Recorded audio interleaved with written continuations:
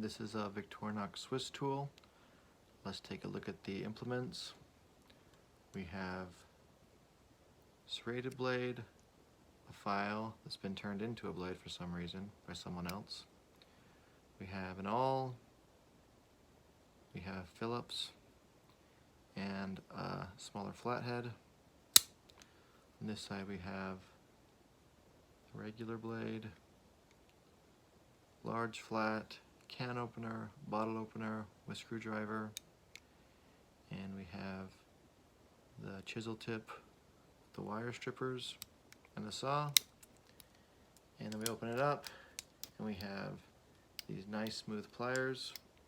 It's very comfortable to grip, and this thing feels really nice in the hand.